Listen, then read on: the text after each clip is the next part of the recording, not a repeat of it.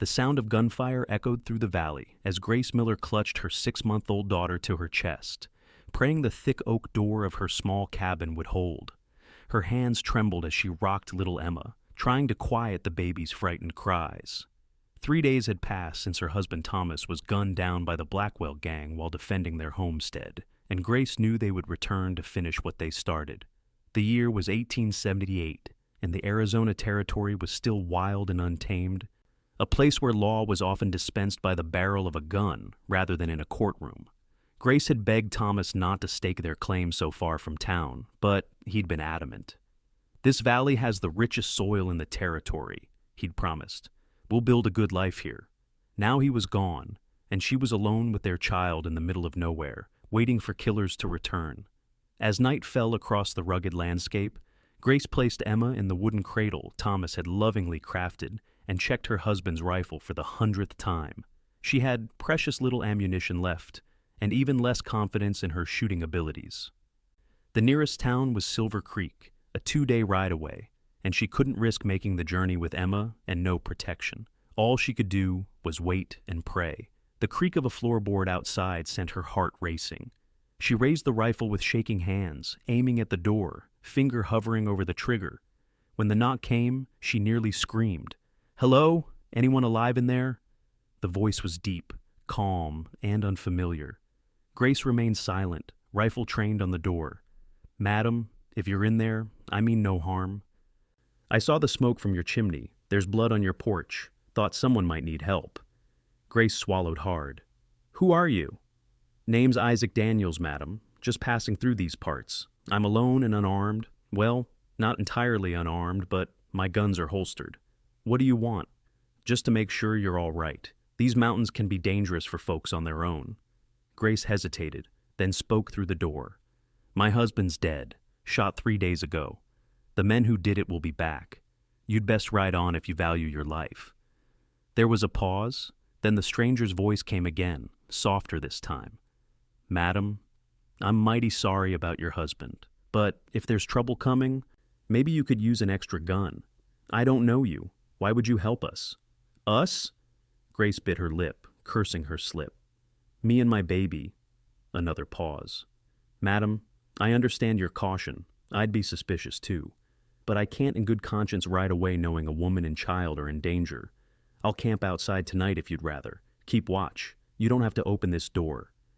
Emma began to cry again, and Grace felt tears of exhaustion and fear well in her own eyes. She hadn't slept properly in days. "I'll be right out here," the stranger said. "If you need anything, just call." Grace listened to his footsteps retreating from the porch.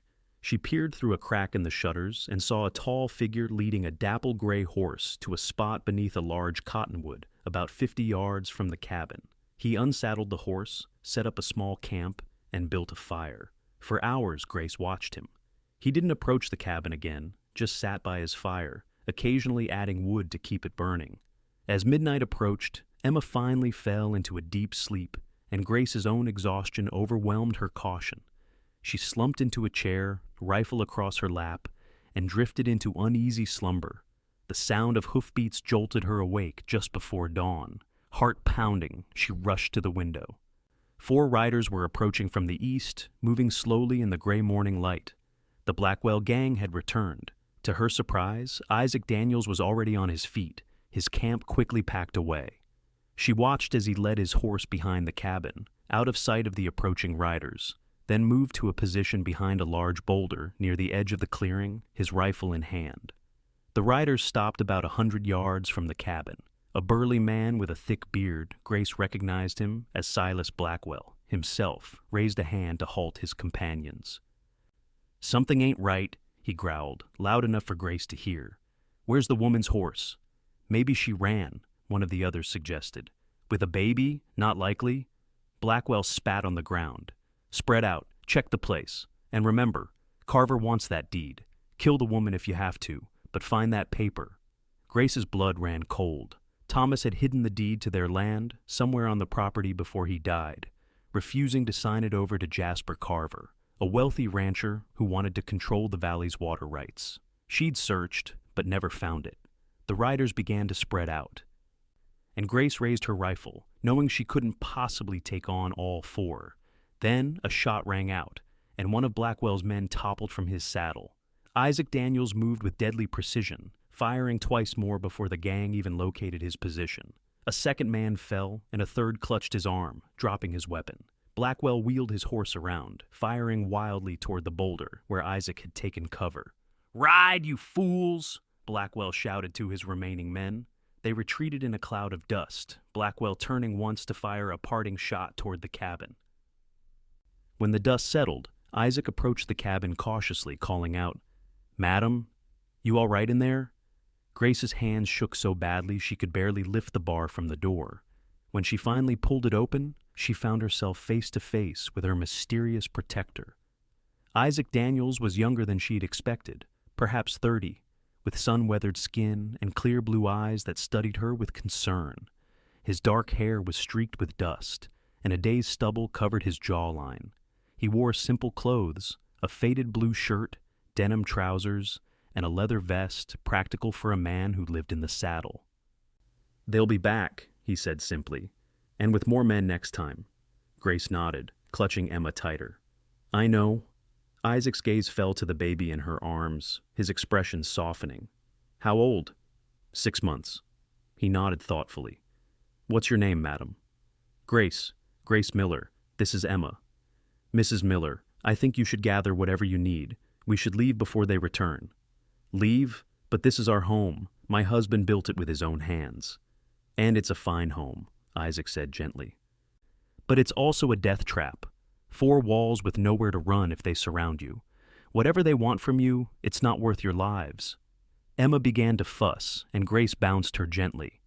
"They want our land. My husband refused to sell to Jasper Carver. He said the water rights were too important to let Carver control them." Isaac's expression darkened. "Jasper Carver? The rancher from Silver Creek? You know him?" "I know of him. His reputation precedes him." Isaac glanced toward the horizon. "Mrs. Miller, I understand not wanting to leave your home, but I strongly suggest we get you and your daughter somewhere safe until this can be resolved." "Where would we go? I have no family out here." Isaac seemed to consider this. "I have a friend who owns a ranch about a day's ride from here, Marcus Crawford. Good man. He'd give you shelter while we figure this out." "We?" Grace studied him warily. "Mr. Daniels, while I appreciate your help this morning, I don't understand why you're involving yourself in my troubles." Something flickered in Isaac's eyes, a memory or old pain, Grace couldn't tell which. "Mrs. Miller, 5 years ago, I rode past a homestead being raided by bandits. I heard screams but kept riding, told myself it wasn't my fight." He paused. "I've regretted that decision every day since. I won't make the same mistake again." His gaze met hers, steady and resolute. "I'll protect them as long as I live," the cowboy said to the woman, who thought she was alone. "You and your daughter. You have my word." The sincerity in his voice stirred something in Grace's heart, the first flicker of hope she'd felt since Thomas died. She looked around the cabin, at the life she and Thomas had built together, then down at Emma's innocent face. "How soon can we leave?" "As soon as you're ready. Pack light, just essentials. We'll have to ride double on my horse." Grace nodded and quickly gathered what they needed: clothes for Emma, a few keepsakes, the little money they had saved. She wrapped Emma in a warm blanket and secured her in a sling across her chest. As she took one last look at the cabin, a thought struck her. The deed. They'll destroy everything looking for it. "Where did your husband hide it?" "I don't know. He said it was somewhere safe, somewhere they'd never find it." Isaac considered this. "Is there anything unusual about the property?" "Something only your husband would know about?" Grace thought for a moment, then her eyes widened. "The spring. There's a small cave behind the waterfall. Thomas showed it to me once, said it was our secret place." "That's worth checking. Show me." They hurried to the spring, a quarter-mile from the cabin. Grace led Isaac along a narrow path to where a small waterfall cascaded over rocks into a clear pool. Behind the curtain of water was indeed a shallow cave, just large enough for a person to stand in. Isaac ducked inside, running his hands along the rough walls until he found a small crevice. Reaching in, he pulled out an oilskin packet. "This it?" Grace took the packet with trembling hands and opened it. Inside was the deed to their land, along with a letter addressed to her in Thomas's handwriting. She tucked both into her dress, fighting back tears. "Thank you," she whispered. Isaac nodded, his expression gentle. "We should go. It's a long ride to Crawford's ranch." They returned to the cabin where Isaac had already saddled his horse. He helped Grace mount, then handed Emma up to her before swinging into the saddle behind them. His arms formed a protective circle around Grace and the baby as he took the reins. "Ready?" he asked.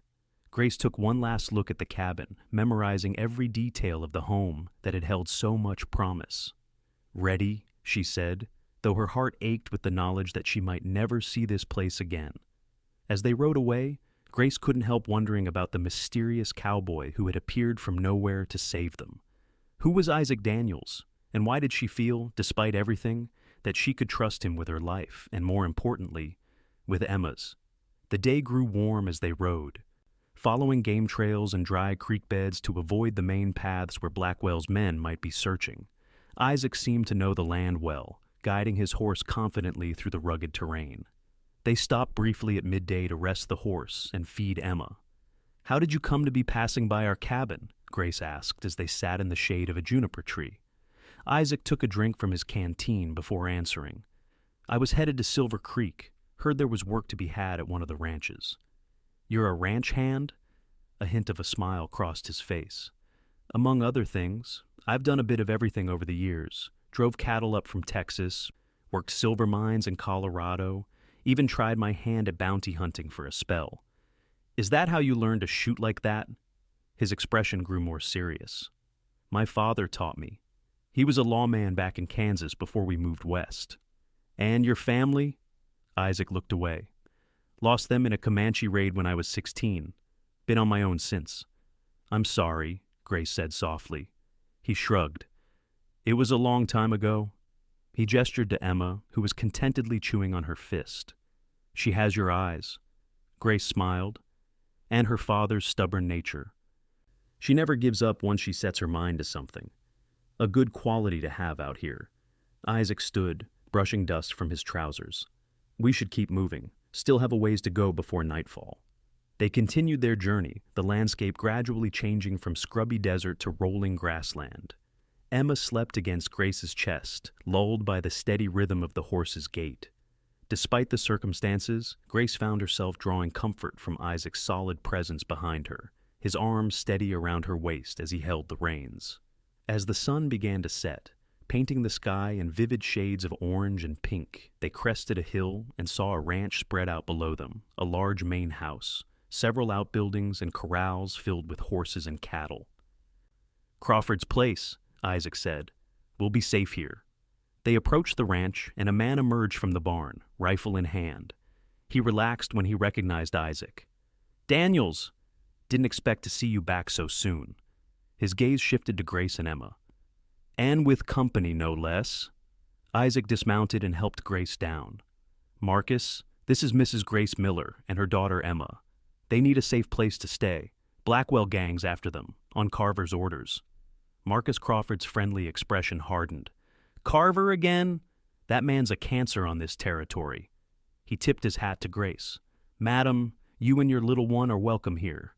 Any enemy of Jasper Carver is a friend of mine." "Thank you, Mr. Crawford," Grace said, relief washing over her. "I don't know how to repay your kindness." "No need for that.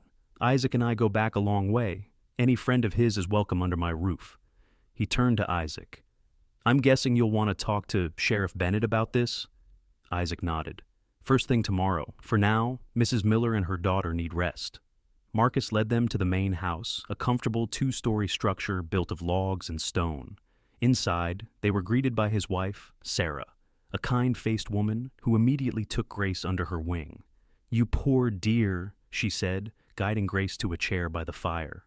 "You must be exhausted. Let me hold that sweet baby while you have something to eat." Grace gratefully handed Emma over and accepted the bowl of stew Sarah offered. As she ate, she watched Isaac speaking quietly with Marcus, their heads bent together in serious conversation. She couldn't hear what they were saying, but the grave expressions on both men's faces told her they were discussing Carver and the danger he posed. After dinner, Sarah showed Grace to a small but comfortable bedroom. "You and the baby can sleep here. There's a cradle for the little one. It was our son's, but he's grown now with children of his own." "Thank you," Grace said, genuinely touched by the woman's kindness. "I don't know what we would have done without Mr. Daniel's help." Sarah smiled knowingly. "Isaac's a good man. One of the best. Known him since he was just a skinny kid riding with my husband's outfit." She hesitated, then added, "He's had his share of troubles, but his heart's always been in the right place." After Sarah left, Grace settled Emma in the cradle and sat by the window, looking out at the star-filled sky. She could see Isaac in the yard below, smoking a cigarette as he leaned against a fence post, his figure silhouetted by the light from the bunkhouse. What kind of man rides to the aid of strangers, risking his life for a woman and child he's never met? The question turned in her mind as exhaustion finally overtook her, and she drifted into the first peaceful sleep she'd had in days. Morning came with the sounds of ranch life, roosters crowing, horses nickering, men calling to each other as they began their day's work. Grace dressed quickly and found Sarah in the kitchen, already preparing breakfast. "Good morning, dear," Sarah greeted her. "Sleep well?" "Better than I have in days," Grace admitted, settling Emma on her hip. "Where's Mr. Daniels?" "Left at first light with Marcus. They've gone to Silver Creek to speak with Sheriff Bennett." Sarah placed a plate of eggs and biscuits on the table. "Eat up. You need your strength." Grace ate while Sarah bounced Emma on her knee, cooing to the delighted baby. "You have a beautiful daughter," Sarah said. "How old is your husband?" The innocent question pierced Grace's heart. "Thomas was 32 when he died. We'd been married just over 2 years." Sarah's expression softened with sympathy. "I'm so sorry, dear. Isaac told us what happened, but I didn't realize it was so recent." 3 days ago," Grace said quietly. "It still doesn't seem real." "I lost my first husband to Apache raiders," Sarah shared. 20 years ago now. I thought my world had ended." She glanced toward the window. "Then Marcus came along. Life has a way of surprising you, even when you think all hope is gone." Grace managed a small smile, though she couldn't imagine ever feeling whole again. The wound of Thomas's death was too fresh, the future too uncertain. Sarah seemed to read her thoughts. "One day at a time, dear. That's all any of us can do." After breakfast, Sarah showed Grace around the ranch, introducing her to the hands and the animals. Emma was fascinated by the horses, reaching out pudgy hands toward their velvety noses. For a few hours, Grace was able to forget the danger that had driven them from their home. It was mid-afternoon when Isaac and Marcus returned, their expressions grim as they dismounted in the yard. Grace hurried to meet them, Emma in her arms. "What happened?" she asked. Isaac exchanged a look with Marcus before answering. "Sheriff Bennett is in Carver's pocket. He claimed the Blackwell gang was nowhere near your homestead, that your husband probably died in an accident." Grace's face flushed with anger. "That's a lie. I saw them kill him." "We know," Marcus said soothingly, "but Bennett won't do anything without proof. And it's your word against Carver's." "There's more," Isaac added. "Carver's filed a claim on your land, saying Thomas sold it to him before his accident. The deed is the only thing that can prove otherwise." Grace clutched the front of her dress where the deed was hidden. "So what do we do?" "We need to get that deed to the territorial judge in Prescott," Marcus said. "He's an honest man. If he sees the deed and hears your testimony, he can overrule Bennett and invalidate Carver's claim." "Prescott is 5 days' ride from here," Isaac pointed out, "and Carver will have men watching the trails." Marcus nodded. "Which is why I'm sending 2 of my hands with you as additional protection, John and Will. They're good men, handy with guns, and they know the back trails." Grace looked between the 2 men, overwhelmed by their willingness to help her. "I can't ask you to risk your lives for me." "You didn't ask," Isaac said simply. "We offered." Marcus clapped Isaac on the shoulder. "I need to check on that broken fence in the south pasture. You fill Mrs. Miller in on the plan." He tipped his hat to Grace and strode away. Isaac guided Grace to a bench under a large oak tree. "We'll leave at dawn tomorrow," he explained. "Travel by night when we can. Stick to the high country where Carver's men are less likely to follow. With luck, we'll reach Prescott in 4 days. And Emma, I can't expose her to such a dangerous journey." Isaac hesitated. "Sarah has offered to keep her here, The ranch is well defended, and Carver doesn't know you're here. Emma would be safe until we return." Grace looked down at her daughter, her heart constricting at the thought of leaving her. "I've never been away from her, not even for a day." "I understand if you can't bear to leave her," Isaac said gently, "but the journey will be hard. And if we're caught—" He didn't need to finish the sentence. If Carver's men caught them on the trail, Emma would be in terrible danger. "When would we return?" "A week, maybe 2 at most. Once the judge hears your case and issues his ruling, Carver won't be able to touch your land. You'll be free to go home." Grace closed her eyes, imagining the cabin, picturing herself and Emma living there in peace once this nightmare was over. If leaving Emma for a short time was the price of that future, perhaps it was one she had to pay. "You truly believe she'll be safe here?" Isaac's gaze was steady.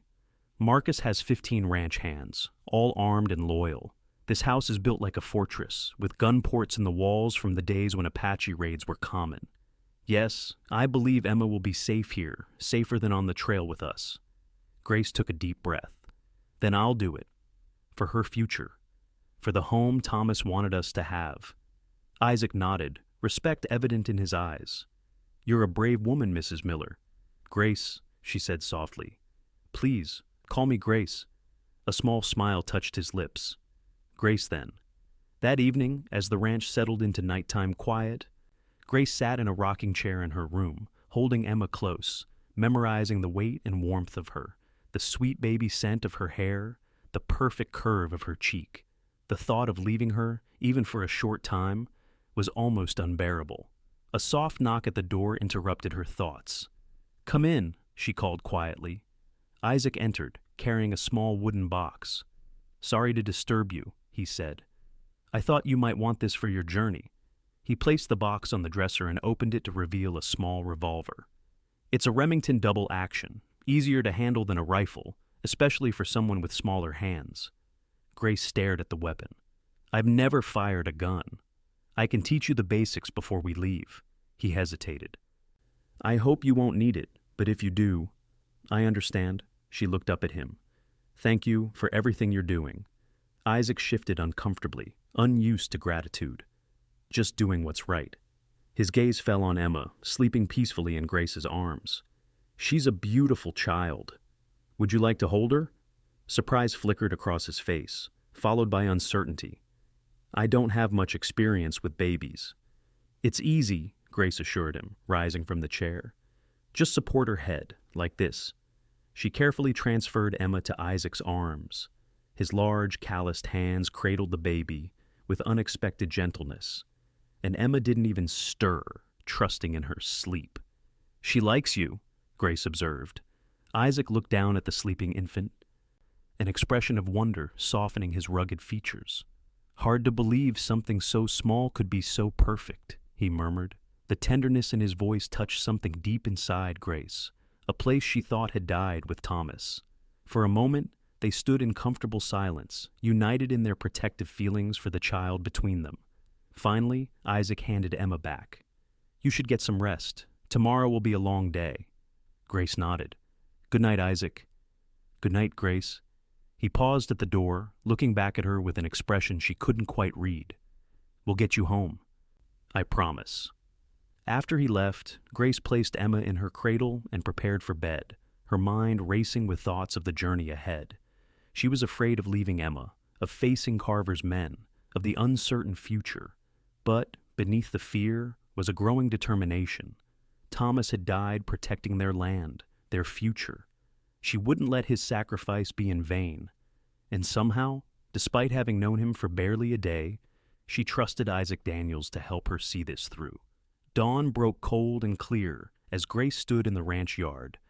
Emma bundled in her arms. The horses were saddled and ready, John and Will already mounted and waiting a respectful distance away. Isaac was checking his gear one last time. Sarah approached, her kind face set in determined lines. "I'll care for her as if she were my own," she promised, holding out her arms for Emma. "Don't you worry about a thing." Grace pressed her lips to Emma's forehead, breathing in her scent one last time. "Mama loves you," she whispered. "I'll be back soon." With a shaking breath, she handed her daughter to Sarah, feeling as though she were tearing out a piece of her own heart. Isaac touched her arm lightly. "Time to go." Grace nodded. Unable to speak, she allowed Isaac to help her onto her horse, a gentle mare Marcus had chosen specifically for her. As they rode out of the yard, she looked back once to see Sarah standing on the porch, Emma in her arms.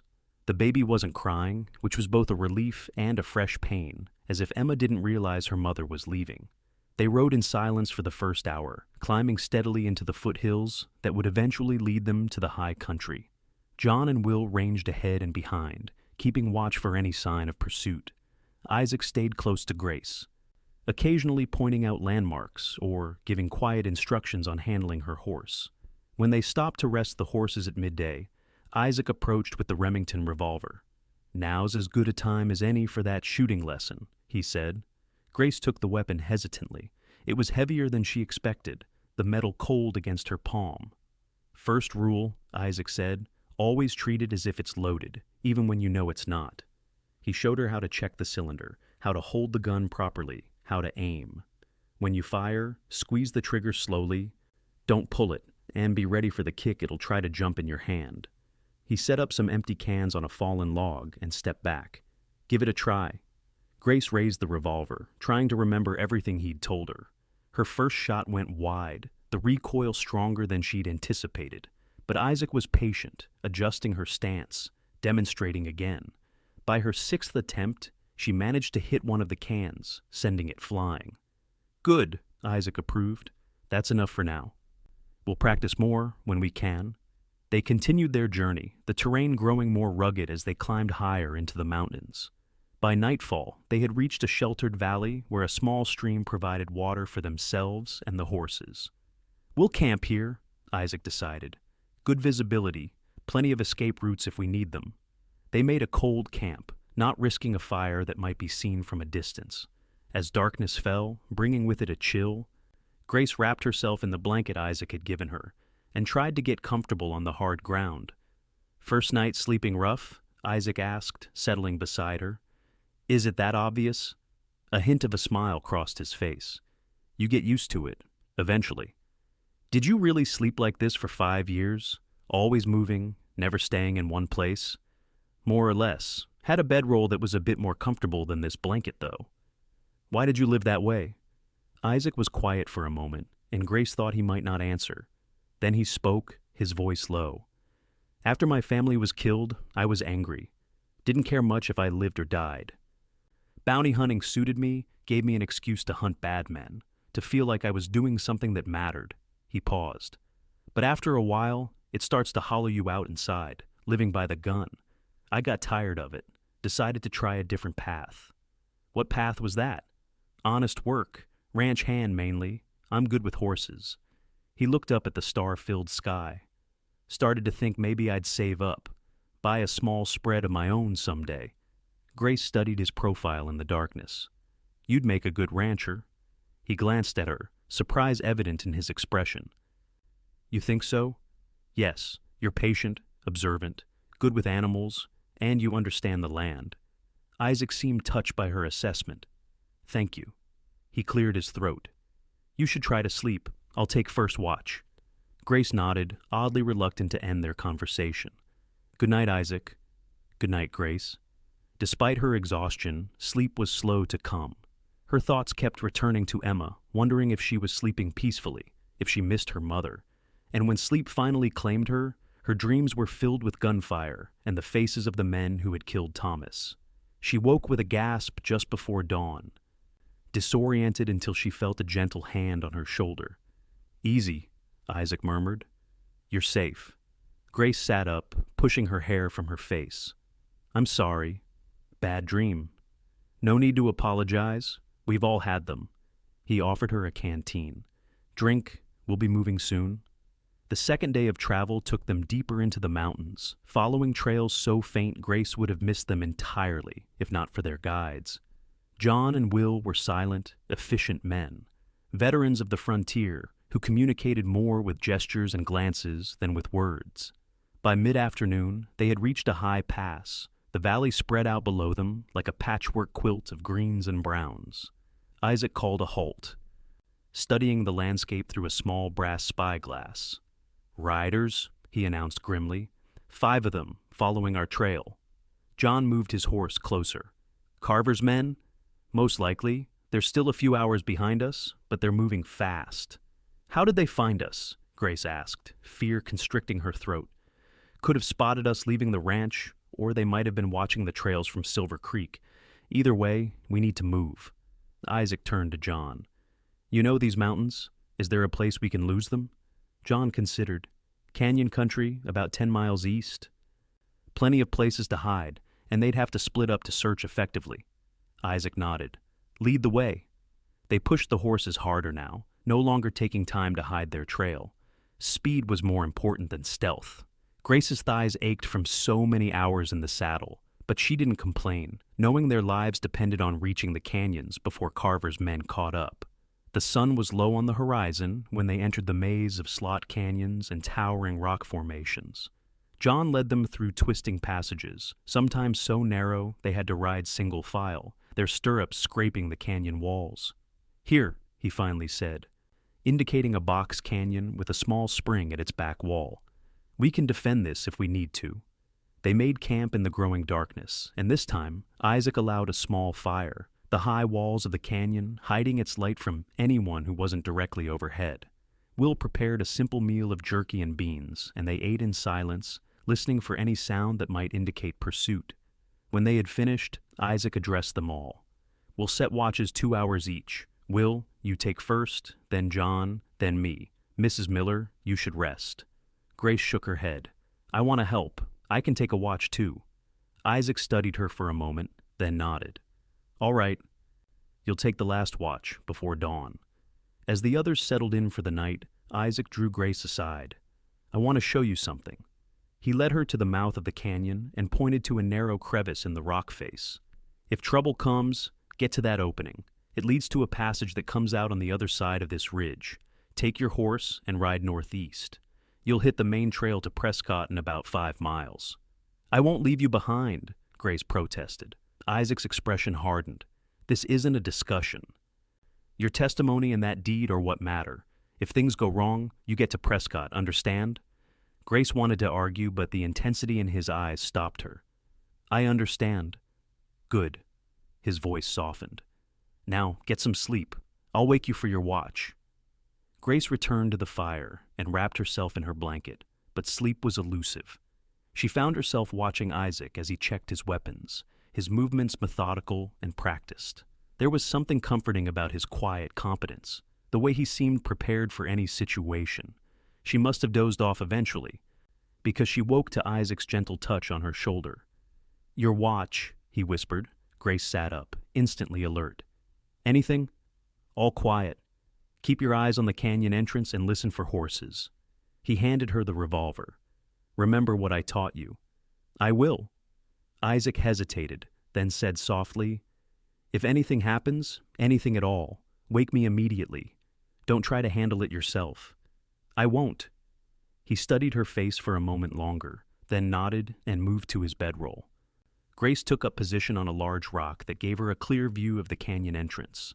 The night was still, the only sounds the soft breathing of her sleeping companions and the occasional shifting of the horses. Stars blazed overhead, brighter than she'd ever seen them, the Milky Way a luminous stripe across the velvet sky. As she kept her vigil, Grace found her thoughts turning to Isaac. He was a puzzle, a man who claimed to have lived by violence yet showed such gentleness with Emma, who said he preferred solitude yet had risked his life for strangers. There was a depth to him, a complexity she hadn't expected when he first appeared at her door. The faint sound of a pebble falling broke her reverie. Grace stiffened, straining her eyes to penetrate the darkness at the canyon's mouth. For long moments, she saw nothing, heard nothing. Then, silhouetted against the starlit sky, a figure appeared at the entrance to the canyon. Grace's heart pounded as she slipped from her rock and crept to where Isaac lay. She touched his shoulder, and he was instantly awake, hand moving to his gun. "Someone's at the entrance," she whispered. Isaac signaled to John and Will, who woke silently, reaching for their weapons. With hand gestures, Isaac directed them to take positions on either side of the canyon, using the rocks for cover. "Stay behind me," he murmured to Grace. The figure at the entrance was joined by another, then a third. They were moving cautiously, leading their horses rather than riding. "Carver's men," Isaac breathed. "They found us." One of the intruders stepped on a dry branch, the snap echoing loudly in the still night. Instantly, the canyon erupted in gunfire as John and Will opened fire from their positions. Two of the intruders fell, but the third returned fire, the muzzle flashes of his revolver lighting up the darkness. Isaac pushed Grace toward the back of the canyon. "Get to that passage, now!" "But, go!" he ordered, already turning to join the fight. Grace ran to where their horses were tethered, fumbling to untie her mare. As she swung into the saddle, she saw more figures appearing at the canyon entrance reinforcements for Carver's men. She urged her horse toward the crevice Isaac had shown her, then hesitated, looking back. In the chaos of gunfire and shouting, she couldn't see what was happening, couldn't tell if Isaac, John, and Will were winning or losing the fight. The decision was made for her when a bullet struck the rock beside her head, showering her with stone fragments. Grace kicked her horse forward, guiding it through the narrow opening into the passage beyond. The passage was tight, forcing her to duck low over her horse's neck to avoid scraping against the rock ceiling. It seemed to go on forever, twisting and turning until she was completely disoriented. When she finally emerged onto the open ridge, the sky was beginning to lighten with the first hint of dawn. Grace paused, listening. The sounds of gunfire had stopped, but whether that meant victory or defeat for her companions, she couldn't tell. She thought of Isaac's instructions: ride northeast, find the trail to Prescott, complete their mission. It was the sensible course, the one he would want her to take. But Grace couldn't bring herself to leave, not without knowing if Isaac was alive or dead. The man had risked everything to help her and Emma. She couldn't abandon him now. Decision made, she turned her horse and began to circle back toward the canyon, keeping to the high ground where she could observe without being seen. As she crested a rise that overlooked the canyon entrance, she spotted a group of riders emerging, 5 men, with 3 bodies draped over horses. Her heart sank. Carver's men had won, and they were taking the bodies Isaac, John, and Will back to Silver Creek as proof of their success. With trembling hands, she raised Isaac's spyglass to her eye, focusing on the group. Relief flooded through her as she recognized Isaac among the mounted men, along with John. Will was missing one of the bodies on the horses, must be his. The other 2 would be Carver's men who had died in the fight. But if Isaac and John were alive, why were they riding with Carver's men? Then she noticed their hands bound in front of them. They were prisoners, being taken back to face Carver himself. Grace lowered the spyglass, her mind racing. She could still ride for Prescott, deliver the deed, secure her land. It was what Isaac wanted her to do, but it would mean leaving him and John to whatever fate Carver had planned for them. "I'll protect them as long as I live," Isaac had promised. Now it was her turn to protect him. She watched the riders until they disappeared from view, then urged her horse down the slope. She would follow them back to Silver Creek, find a way to free Isaac and John, and then, together, they would continue to Prescott. Grace rode carefully, keeping her distance from Carver's men while making sure not to lose sight of them. They were heading west, following a trail that would eventually lead back to Silver Creek. By her estimation, they were still 2 days' ride from the town. As night approached, the group ahead made camp in a small clearing beside a stream. Grace tethered her horse in a stand of trees half a mile away and approached on the foot, moving as quietly as she could through the underbrush. When she was close enough to see the camp, she found a position behind a fallen log that offered both concealment and a clear view. Isaac and John sat with their backs against a large boulder, hands still bound, feet now tied as well. 3 of Carver's men lounged around a fire, while a 4th stood guard, rifle at the ready. Grace studied the situation, trying to form a plan. She had the revolver Isaac had given her, with 5 bullets. There were 4 men to deal with, and she would need to be close enough to ensure her shots found their targets. The odds weren't good. As darkness deepened, 2 of the men by the fire rolled into their blankets while the 3rd took over guard duty, allowing the original guard to sleep. Grace watched for hours, waiting for an opportunity, but the men were disciplined, always keeping at least one person awake and alert. Eventually, she retreated to her horse, knowing she needed rest if she was to be any use to Isaac and John. She slept fitfully, waking at every sound, and was up before dawn, returning to her observation post. The group broke camp early, continuing their journey towards Silver Creek. Grace followed, maintaining her distance, looking for any chance to intervene. But the men were cautious, keeping to open ground where an ambush would be difficult, always maintaining vigilance.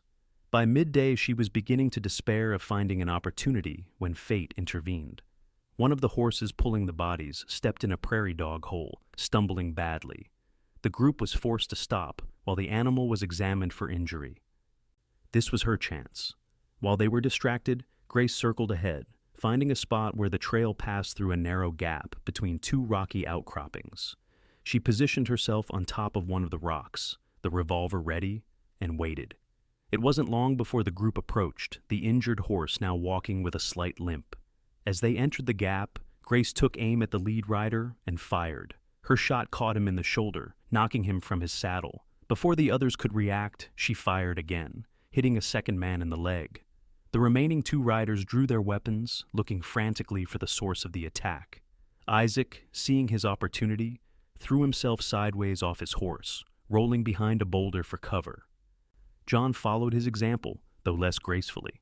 Grace fired a third time, missing her target, but creating enough confusion to allow Isaac to work his bound hands beneath his boots, bringing them in front of him. He managed to grab a knife from the boot of one of the fallen men and cut his bonds. Now free, Isaac seized a fallen revolver and joined the fight, firing at the remaining men.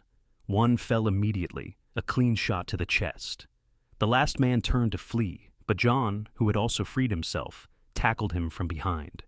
In moments, it was over. Two of Carver's men were dead, the other two wounded but alive. Isaac secured them quickly, then looked up at Grace's position. "You can come down now," he called. "It's safe." Grace scrambled down from the rock, her legs shaky with the aftermath of fear and exertion. Isaac met her at the bottom, his expression a mix of relief and exasperation. "I told you to ride for Prescott," he said, though there was no real anger in his voice. "I couldn't leave you," Grace replied simply. Something flickered in Isaac's eyes, surprise, perhaps, or something deeper. Then he nodded, accepting her decision without further argument. "We need to move quickly," he said, turning practical. The shots might have been heard. They retrieved their horses and weapons, leaving the wounded men bound but with canteens of water within reach. "Someone will find them eventually," Isaac said, "but by then, we'll be far away." They rode hard for the rest of the day, changing direction to approach Prescott from the east rather than the north as originally planned. When they finally stopped to make camp, they were exhausted but alive, and a day closer to their destination. As they sat by a small fire, eating a spare meal of jerky and dried fruit, John suddenly chuckled. "What's so amusing?" Isaac asked. "Just thinking about the look on those fellas' faces when Mrs. Miller started shooting. Never saw a man so surprised as when Blackwell took that bullet." "Blackwell?" Grace's head snapped up. "Silas Blackwell was there?" John nodded. "The one you hit in the shoulder, mean-looking fellow with a scar across his chin." Grace felt a surge of satisfaction. "He's the one who shot Thomas." Isaac studied her across the fire. "You're a remarkable woman, Grace Miller. Not many would have had the courage to do what you did today." "I did what was necessary," she said, though his praise warmed her. "Still," John added, "mighty fine shooting for someone who just learned to handle a gun." Grace smiled slightly. "I had a good teacher." Isaac looked away, but not before Grace caught the pleased expression that crossed his face. A comfortable silence fell between them, broken only by the crackling of the fire and the distant calls of night birds. Later, as John snored softly across the fire, Grace found herself sitting beside Isaac, both of them gazing up at the star-filled sky. "Tell me about your home," Isaac said suddenly. "The one you're fighting so hard to keep." Grace thought of the small cabin nestled in its valley. "It's not much to look at," she admitted. "Just a one-room cabin with a lean-to for storage. But Thomas picked the spot for the View Mountains to the west, prairie to the east, and the soil is rich. We were going to plant an orchard in the spring." Her voice caught. "Thomas loved apples." Isaac nodded, understanding in his eyes. And after? When this is over and your land is secure? What then? It was a question Grace hadn't allowed herself to consider. I don't know, she said honestly. Raise Emma. Try to make the farm profitable. It won't be easy alone, but you're not alone, Isaac said quietly. There are people who would help you if you let them. Grace looked at him, wondering if he was including himself in that offer. But before she could ask, he stood. We should get some sleep. Long day tomorrow. The next 2 days passed without incident as they made their way toward Prescott. The terrain gradually changed from rugged mountains to rolling hills, and signs of civilization became more frequent fenced pastures, occasional farmhouses, wagon trails that had seen recent use. On the afternoon of the third day, they crested a hill and saw Prescott spread out before them, a proper town with wooden buildings, streets laid out in a grid, even a church steeple rising above the other structures. Made it, John said with satisfaction. They rode directly to the courthouse, a substantial brick building at the center of town. The territorial judge, a white-haired man named Harrison Wallace, was known for his fairness and incorruptibility. He listened gravely to Grace's story, examined the deed and Thomas's letter, and questioned Isaac and John about the ambush at the canyon. This is a serious matter, he said when they had finished. Jasper Carver is a powerful man with many connections. But what you've described, murder, attempted theft of property, corruption of a local sheriff, these are hanging offenses. He looked at Grace. Mrs. Miller, I believe your account, and this deed is clearly authentic. I will issue an order invalidating any claim Carver has made to your property and send federal marshals to investigate the murder of your husband. Relief washed over Grace, so intense she felt lightheaded. Thank you, Your Honor. Don't thank me yet, Wallace cautioned. Carver won't give up easily. It would be unwise for you to return to your homestead until he's been apprehended. Do you have somewhere safe to stay? She can return to Crawford's ranch, Isaac answered for her. Marcus will keep her and her daughter safe until this is resolved. The judge nodded. Very well. I'll need statements from all of you, properly witnessed and notarized. And Mrs. Miller, I'll need to keep the deed temporarily to make certified copies. You'll have it back before you leave Prescott. They spent the next day giving their statements and waiting for the paperwork to be completed. Grace found herself growing increasingly anxious to return to Emma, to hold her daughter again after their separation. Isaac seemed to sense her restlessness. One more day, he assured her, as they ate dinner at the hotel, where the judge had arranged rooms for them. By this time tomorrow, we'll be on our way back to Crawford's ranch. And Emma, Grace added, smiling at the thought. And Emma, Isaac agreed, his own expression softening. She's probably grown in the time you've been away. Babies do that, Grace said. Change before your eyes. She hesitated, then asked the question that had been on her mind since they left the canyon. What will you do after, Isaac, when this is all over? He seemed surprised by the question. I hadn't thought that far ahead, he admitted. Find work somewhere, I suppose. There's always a ranch looking for hands. You could come back with us, Grace suggested, her heart beating faster. I'm sure Marcus would be glad to have you stay on at his ranch. Isaac studied her face, something unreadable in his eyes. Is that what you want? For me to stay? Grace faltered, uncertain how to express feelings she was only beginning to understand herself. I would like to know that you're nearby, she finally said. A smile, rare and genuine, transformed Isaac's face. Then that's where I'll be. The next morning, they collected the deed now, accompanied by a formal order from Judge Wallace affirming Grace's ownership of the property, and began the journey back to Crawford's ranch. The return trip was less tense than their outward journey, the urgency gone now that their mission was accomplished. They talked more freely as they rode, sharing stories of their lives, discovering common ground despite their different backgrounds. Grace found herself laughing at Isaac's dry humor, enjoying the warmth that came into his eyes when he smiled.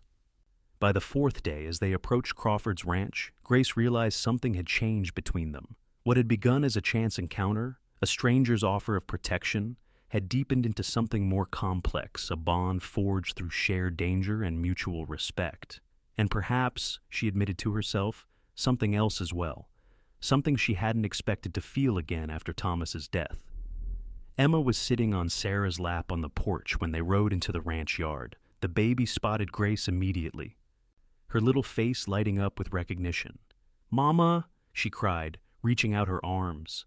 Grace was off her horse in an instant, running to gather her daughter into a fierce embrace. Tears streamed down her face as she held Emma close, breathing in the sweet scent of her, feeling the solid weight of her in her arms. "She said her first word yesterday," Sarah said, smiling through tears of her own. "Been practicing it ever since, like she knew you were coming home." "Mama," Emma repeated, patting Grace's wet cheeks with pudgy hands. Grace looked up to see Isaac standing a few feet away, watching them with an expression that made her heart skip a beat. "She remembers me," she said, her voice breaking with joy. "Of course she does," Isaac replied softly. "How could she forget you?"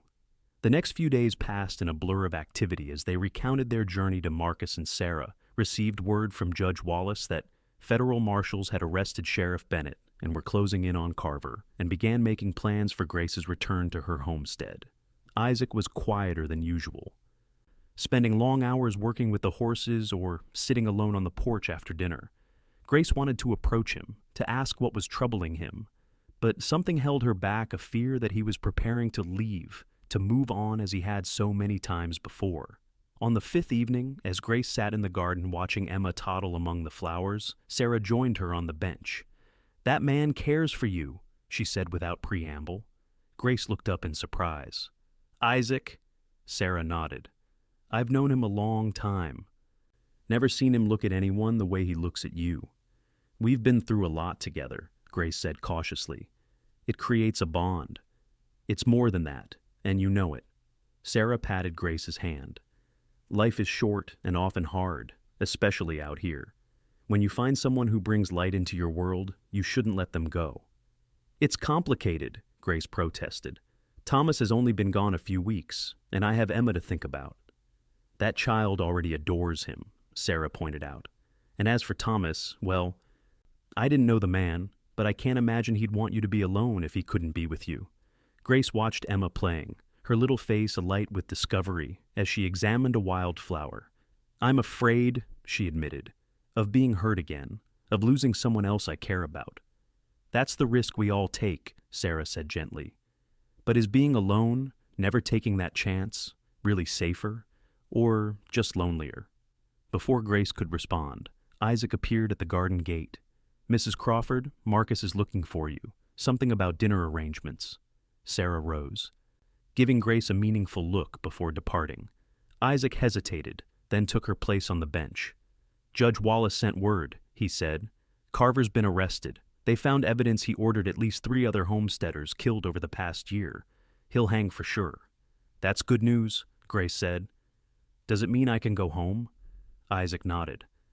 "The marshals say it's safe now. Blackwell and what's left of his gang have fled the territory." He paused. "I could take you back tomorrow, if you'd like." "Just me and Emma?" "And me," he clarified, "to make sure everything's secure. After that," he trailed off. "After that, you'll leave?" Grace couldn't keep the disappointment from her voice. Isaac looked down at his hands. "I thought you might want your privacy, to start rebuilding your life with Emma. And if I said I didn't want you to go..." His head came up, eyes meeting hers with an intensity that took her breath away. "Then I'd stay," he said simply. "For as long as you wanted me to." Grace felt a weight lift from her heart. "I want you to stay, Isaac, not just to help with the homestead, but because..." She took a deep breath. "Because I care for you, more than I thought possible." Isaac's expression softened into a smile that transformed his entire face. Slowly, giving her time to pull away if she wished, he reached out to touch her cheek. "I've been alone most of my life," he said quietly. "Never stayed in one place long enough to put down roots, to care too deeply. It was safer that way." His thumb gently traced her jawline. "Then I saw you, standing in that doorway with your rifle, ready to defend your child against any threat. And something changed inside me." "For me, too," Grace whispered. "You showed me I could be strong, even when I thought I'd lost everything." Emma chose that moment to toddle over, holding up her wildflower as an offering. Isaac lifted her onto his lap, accepting the gift with grave courtesy. "Thank you, Miss Emma. It's beautiful, just like you and your mama.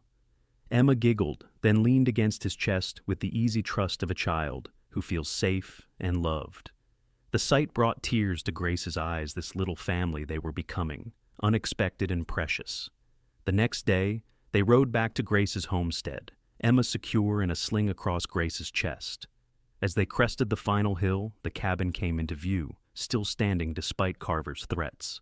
Home, Grace murmured. They found the cabin untouched, as if waiting for their return. While Isaac checked the outbuildings and spring, Grace walked through the single room, memories of Thomas everywhere in the table he had built, the rocking chair where she had nursed Emma, the bed they had shared. But the crushing grief she had expected didn't come. Instead, she felt a gentle sadness mingled with gratitude for the time they had had together, and hope for the future that now stretched before her. When Isaac returned, she was sitting in the rocking chair, Emma asleep in her arms. "Everything looks good," he reported. "No sign anyone's been here since we left." "Thank you," Grace said, "for everything, for saving us, for helping me keep our land, for giving me hope again." Isaac crossed the room to kneel before her, taking her free hand in his. "Grace, I'm not an eloquent man. I can't make pretty speeches or grand promises, but I can offer you this, my strength, my protection, my heart, for as long as you'll have them." Tears filled Grace's eyes as she recognized the echo of his first promise to her. "I'll protect them as long as I live," he had said when they were still strangers. Now they were so much more. "That sounds very much like a proposal, Mr. Daniels," she said, her voice trembling with emotion. "It is, Mrs. Miller, if you'll have me." Grace leaned forward, careful not to disturb Emma, and pressed her lips to his in a gentle kiss that held all the promise of their future together.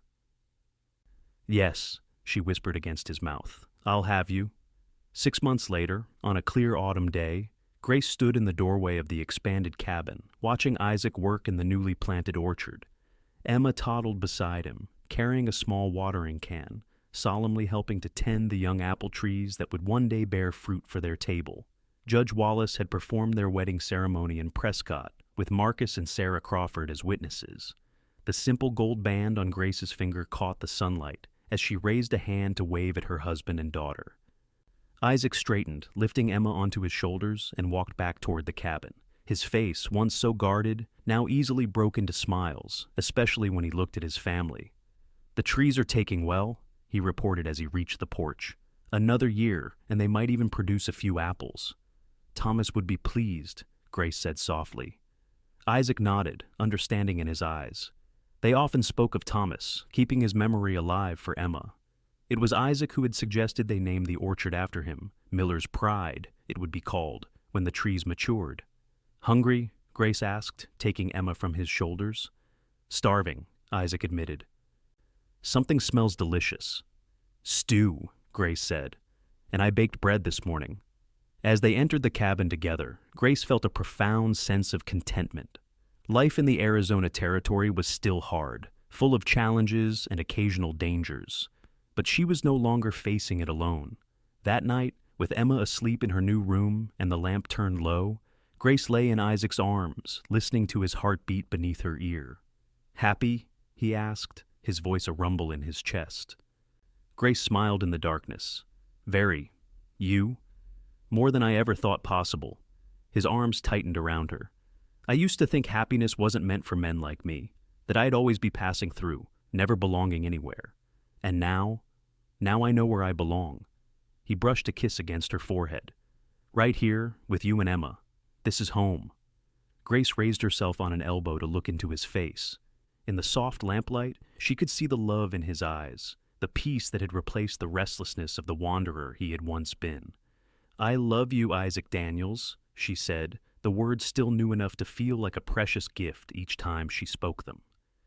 "And I love you, Grace Daniels," he replied, drawing her down for a kiss that held all the promise of the years to come, years they would spend together, building their home, raising their family, facing whatever challenges the frontier might bring with the strength they found in each other. Outside, the wind whispered through the young orchard. Stars shone down on the land that had nearly cost them everything, but had instead given them a new beginning, and somewhere in the distance a coyote called to its mate, wild and free, yet homeward bound.